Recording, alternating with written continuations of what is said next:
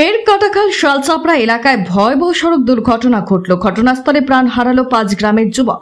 বুধবার ফের কাটাখাল শালচাপড়া এলাকায় ভয়াবহ সড়ক দুর্ঘটনা সংঘটিত হলো।